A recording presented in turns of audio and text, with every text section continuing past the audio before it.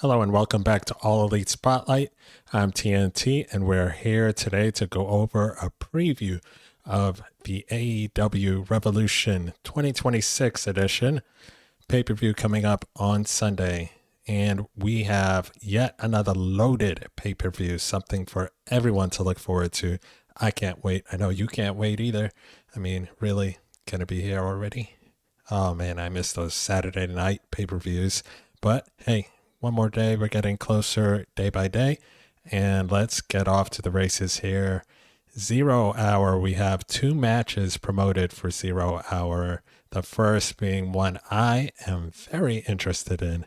The TBS title up for grabs. Willow Nightingale challenges Lena Kross because she's tired of her and Megan Bayne coming after her and her partner in the Babes of Wrath, Cameron. So we have a TBS championship match at 0 Hour. Our first time that we'll be seeing Willow that night because she'll be pulling double duty, as will Lena Kross, because she'll also be defending the tag titles on the main show. So who do we have picking to win? Lena Kross finally making her in-ring debut.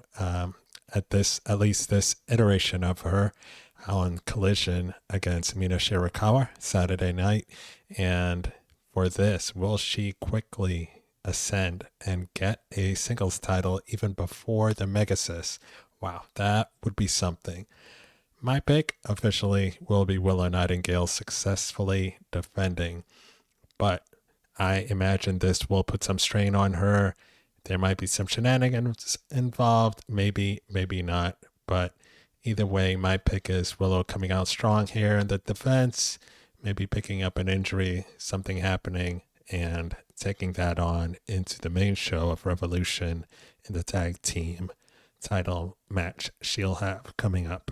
Next in the 0 Hour show, we have Ricochet with his national title up for grabs in a 21-man Blackjack Battle Royal. Doesn't seem fair to me, and I'm sure it seems even less fair to Ricochet. Not that many people are going to be feeling bad for him or having any sympathy for him, because, I mean, it's Ricochet, right? Just the laugh alone that he does is enough to put you on the wrong side of him. So is he going to retain? He hasn't had very many AEW National Championship titles that I can recall off the top of my head. And really, I was thinking Jack Perry would be getting a one-on-one opportunity, but I'm sure he will be in this matchup, along with probably all the other people that are in the trios match that Ricochet will be taking part in on Collision. Those being his Demand members, which I'm sure will be there to help him out. And of course, the members of the Bang Bang Gang. And we shall see who else gets involved in that matchup. I'm sure there maybe be some surprises. Who knows? That'll be great if we get to see someone pop up there. That's always fun. But I would look for probably, well, I don't think Ricochet is going to hold on. I have not been looking at any rumors. I try to avoid that stuff because one of my favorite parts about wrestling is the surprises. So I would like to be surprised in that match. But wouldn't it be great if, I don't know, like maybe a Bobby Lashley comes back and gets some payback against Ricochet and the Demand, because him and the Hurt Syndicate had that whole issue going on, that whole business, let's say. So it would be good if you could come back and take that title. But who knows? Let me know what you folks think. Who's going to be the winner? Someone I mentioned, Ricochet defending, or hey, somebody else that may not be on anyone's radar. So now to the Revolution proper show. We have a Tornado Trios tag match. Who doesn't love a good Tornado tag match? We get all that tag business out of the way. No legal tags necessary, just chaos. And who better for a chaotic match like that than Darby, Allin, and Gabe Kidd? Oof. This is going to be violent, I am certain. So we've got on each team, we've got Darby Allin, Orange Cassidy, and the new conglomerate, appropriate and accepting Roderick Strong, they're going against the Dogs, Gabe Kidd, Clark Connors, and Dave Finlay. This is going to be a battle. I am sure there'll be blood. There'll be some Darby Allin madness. Gabe Kidd, who knows, maybe he'll be wearing another crimson mask, but it's going to be an excellent match. Resilience up and down the line with Darby, Cassidy, and Roderick as well. I mean, I'm sure the Dogs are going to be trying to prove something on their first AEW pay-per-view show, and it's Darby Allin and Cassidy. So buckle in, strap up, all of that. It's going to be maybe the most violent match of the night. Probably not, because we still have Swerve, Strickland, and Brody King to come. But first, let me say I'm going to pick the good guys to win on this one. Even though it's the Dogs' first official trios match here and it's a pay-per-view, it's Darby Allin and Orange Cassidy and Roddy, but mainly Darby and Orange Cassidy. They're already not in a main event spotlight right now. The least they could do is win a trios match, but we shall see. So going back to the aforementioned title for the most dangerous man in AEW, we have Swerve Strickland going up against Brody King. All right, so this one is going to be a fight. There's no stipulations, so there'll still be the classic singles rules, countouts, disqualifications, and all that. So not going to be too much over the top, I imagine. But since they're both fighting for the most dangerous, I mean, there's going to have to be some most dangerous type action going on, especially on a night that includes Darby Allin on the card. So, I have been throughout this entire time picking Swerve Strickland for the win, and I'm not going to change my mind now. I do really like Brody King. He's one of my favorites in AEW, has been for a long time, but it is Swerve Strickland, and he is vying for a world title. Not that Brody King isn't himself, but it is, again, Swerve Strickland trying to get back to the top again.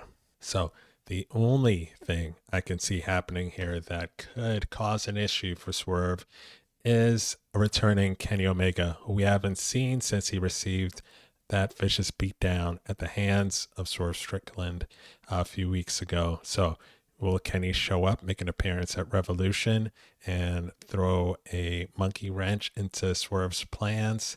Hey, and back up the person who he said is the most dangerous, that being Brody King. Now that'll be something I'd like to see, and hey, I'd be happy with that result as well. Now we also have the bonus match.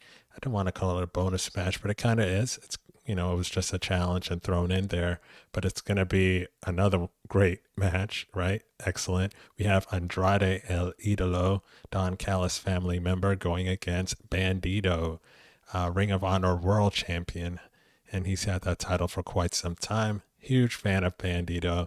Man, I was not the biggest fan of his when he first popped up on AEW TV, but ever since, this guy has just been something special. And his run as the Ring of Honor World Champion, which began when he dethroned Chris Jericho all that time ago. I mean, can we really not say that Bandido is one of the best wrestlers in the world? If you were to say that, maybe you just weren't paying attention. But hey, we're all entitled to our opinions. Everybody can't be number one. Everybody can't be the greatest. And I'm not saying Bandido is by any stretch, but I'm saying he did have a great year in 2025. And we'll see what happens in 2026. Now, is he going to be able to knock off Andrade? Wow. Well, Andrade's got his eyes on the prize as well. So I'm going to have to say Andrade's going to get this one. It's going to be a heck of a match. I know what Andrade can do, and Bandido. I mean, together, they're going to try to steal the show. And if the card wasn't so stacked, I would say that they will. But they've got a lot of work to do in that department. But I know it's going to be a highly enjoyable match. And whoever wins, I mean, everyone's going to be happy at the end of it because there's obviously going to be no disappointment in that at all. But my official pick would be Andrade El Idolo. Now we do have a grudge match. Everyone banned from ringside. We've got timeless Toni Storm taking on Marina Shafir. She's sick and tired of dealing with Marina, attacking her from behind, attacking her from the front, from the side, everywhere. I mean, so she's had enough. She issued the challenge to Marina Shafir and also another competitor saying they have their eyes on their respective world title. And that is exactly what Toni Storm is planning to do to get past Marina Shafir and move back into title contention. So, will we see the mother's milk tonight, or will Marina Shafir eat a hip attack and a Storm Zero? My money would be on Toni Storm. Marina Shafir has had a good few moments here, and she's a great character. She's pretty solid in the ring, but let's be honest, everyone, and it is Toni Storm. She's taken a back seat for some time now. I would say it's about time for her to put this Marina Shafir business behind her and move forward onto bigger and better things.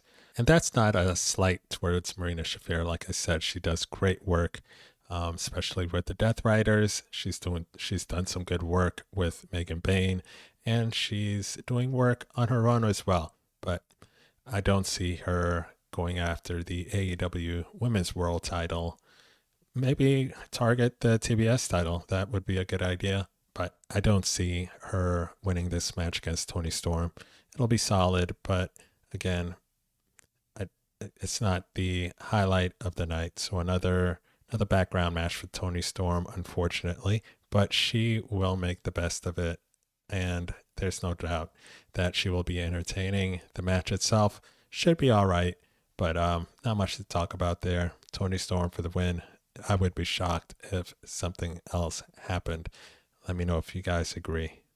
From there, we've got Willow Nightingale double duty. So she will be off of at 0 Hour defending her TBS title at Lena Kross. Now I picked that she would retain and go into this match as a double champion still. But who knows? Lena Kross could be TBS champion here. And Willow Nightingale could already be having a very bad night.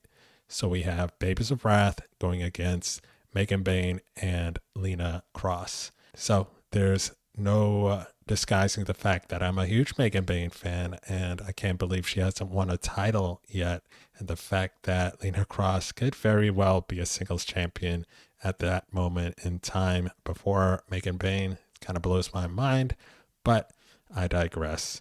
So this is the opportunity.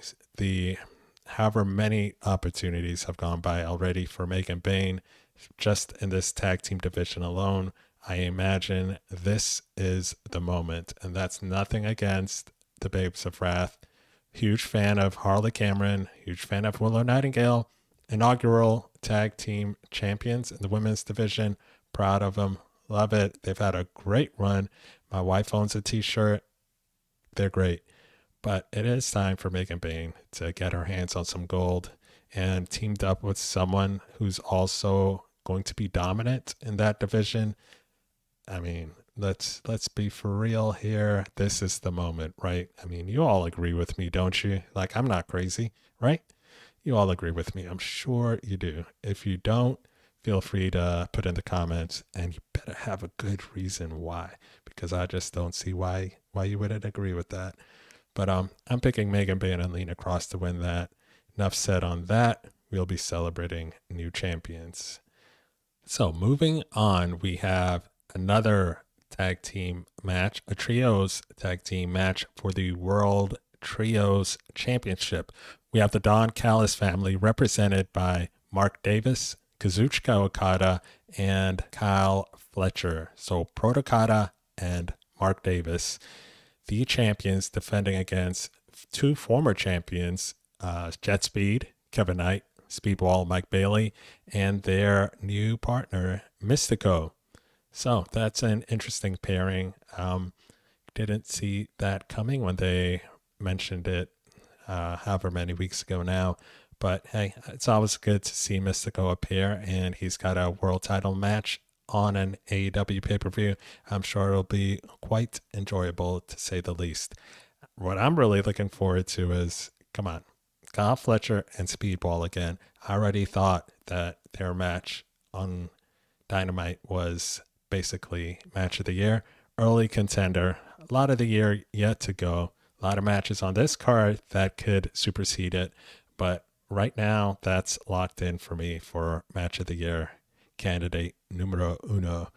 And this match, I'm really looking forward to see what's going to happen here. Kevin Knight has a win over Kazuchika Okada. Speedball, a win over Kyle Fletcher, excluding this past Dynamite, of course, where he lost with cheating involving Fletcher's two partners here, Okada and Davis. But I digress. Once again, who is going to come out the victor in this one? I don't believe. I mean, this is a tough one just because it's the Don Callis family and they're such vicious cheaters, right? And Mystico, he's not really an AEW superstar, so is he going to win the titles here? And I mean, the only way I see that happening is if they win and then immediately drop it to a team like the Dogs or something else like that in a Dynamite or Collision, not too far off in the future. So if I had to pick, I'm going with the Don Callis family here.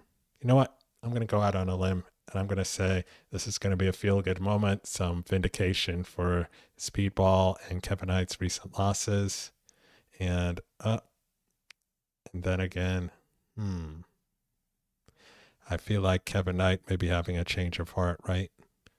If you'd remember, Shivani's been saying he's been getting so cocky, his attitude's been changing. And with that interaction that he's had with Swerve, man, there's a lot of ways this thing can go. Could have a feel-good moment, or we could have a total meltdown and Kevin Knight turning on his partner and there being a split and they're going their separate ways and, going into the singles division, which I wouldn't be mad at. I like them as a team, but they're also really good on their own. So let's go with that pick. Don Callis family retaining the Trios championships and a breakup between Kevin Knight and Speedball. Let's see what happens there. Do you guys like that idea? I kind of like it. All right. So moving on, we have a stacked top of the card, right? We have, 4 more matches left. We have for the Continental title, we have Jon Moxley, leader of the Death Riders, going against Don Callis family member number 1, Konosuke Takeshita. Now, they do have a history. Jon Moxley has successfully defended the New Japan Pro Wrestling World Heavyweight title against Takeshita before on AEW television, and he has not lost to him, not in the Continental Classic or in their last matchup. But this one will be no time limit. There must be a winner. Konosuke's been saying no interference to the rest of his crew and the Death Riders. I don't know if Jon Moxley's going to say the same thing. I imagine he will because he takes wrestling seriously. You never know though, because sometimes he'll do whatever he has to do because that's also wrestling, and his character and himself is pretty serious about it. But Jon Moxley's always been portrayed as doing whatever it takes to be the best, to be on top, and to be champion. But I do imagine this is a match about pride and who is actually the best. So I expect this to be a no interference type situation. Hopefully it stays that way. And if there is, like if the Don Callis family tries to stick their nose into the business, then maybe there'll be some Death Riders there to help head them off. So this match has the possibility to be a match of the night. It wouldn't surprise me if it was, but I don't know that I'm ready to quite say that it will be. But it'll be right up there, and it's going to be a hell of a match. It's going to be hard hitting. It's going to be pro wrestling at its finest. No doubt about that. Then we have the AEW World Tag Team Championship on the line. FTR against the Young Bucks. one more time. Both three-time champions, FTR defending. Will the Young Bucks go ahead and surpass them? Will they take the titles? Will they take the lead in their little feud? Not a little feud, big feud, right? What am I thinking? Big Stoke is there in FTR's corner, so who knows what happens there. One of you fine folks in the comments did bring up a possibility of Cope and Christian getting involved, as you know, the history that Cope has with FTR, especially with them Spike Pal driving his wife Beth. So it would not surprise me to see Copeland come back, maybe hit a spear and be the deciding factor in this match, screwing over FTR and setting up something in the future. Or maybe, Cope getting involved after the match, maybe trying to save the Young Bucks from any overkill attempt by FTR. So that's possible too. I wouldn't be mad at that. I'd be happy to see both Cope and Christian, or I'll take either one. Most likely Cope in this situation, right? And then like my buddy, my friend in the comment section said, then they can get their title shots, Cope and Christian that is, against FTR down the line. And that would be something too. Not mad at that at all. So we also have the final two matches, both World Championship matches. First, the AEW Women's World Championship, 2 out of 3 falls. Stipulation that Kris Statlander, the challenger, set towards Thekla, defending champion. So this will be Tekla's second title defense. She successfully defended against former champion Thunder Rosa on Dynamite a few weeks ago. And now Statlander has been the quiet, cold, calculated challenger. She was really rocked, I guess, by losing that strap match, title match a few weeks ago. So she wants her vengeance. What type of Kris Statlander are we going to see? She's been seeming more focused, darker, a lot more serious. Is she going to flip a switch? Is something here going to happen? Is Statlander going to become world champion again? Or is Thekla going to cement the Toxic era? Man, Cosmic Killer versus the Toxic Spider. What are we thinking here, folks? Who is going to walk away the champion in this 2 out of 3 falls match? I am sure the Sisters of Sin will be close by. I would imagine they'll get involved at some point. Will Statlander have backup? She's had Thunder Rosa in her corner before. She's had the Babes of Wrath. Thunder Rosa's been gone since her loss to Thekla a few weeks ago. And the Babes of Wrath, they may be having a rough night of their own. So we will see. I'm definitely looking forward to this match. The strap match was excellent, and I don't have any doubts with this one either, because Statlander, she doesn't have bad matches. She really doesn't. She's one of my favorites as well, especially in the women's division. Who are we picking here? My heart wants to say Kris Statlander, but I feel like Thekla I feel like she's got something here, and I don't know what's going to happen with Statlander's character. She's just becoming this dark.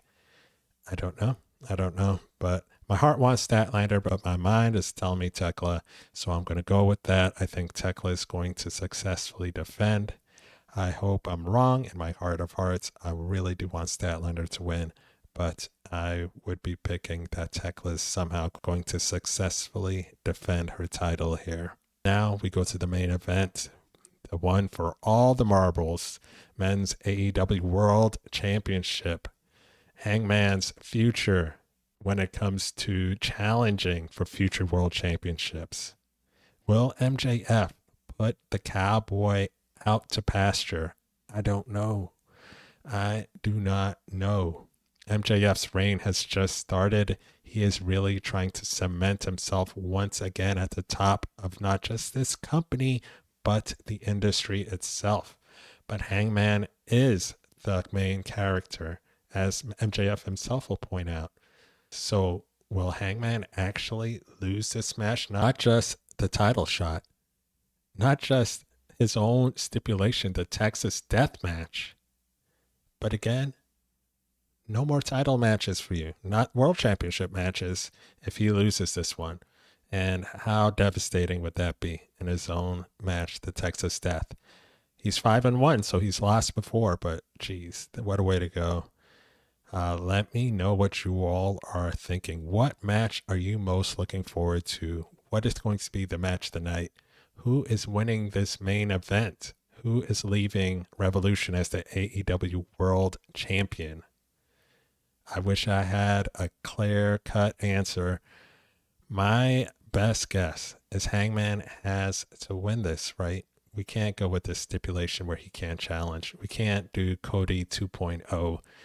I'm sorry, MJF, but, you're going to have to deal with it. The main character is Hangman Adam Page. It's been that way, and it's probably going to continue that way for quite some time. So Hangman's got to win this one. I'm totally intrigued. I'm sure everyone else is intrigued too. Whether you like the stipulation or not, you've got to say this is going to be a great match. This one, I can't steal the show because it's the main event. There's expectations. So I just know they're both going to do their thing. It's going to be amazing. I hope the best for Hangman because, man, otherwise it's going to be a sad, sad day.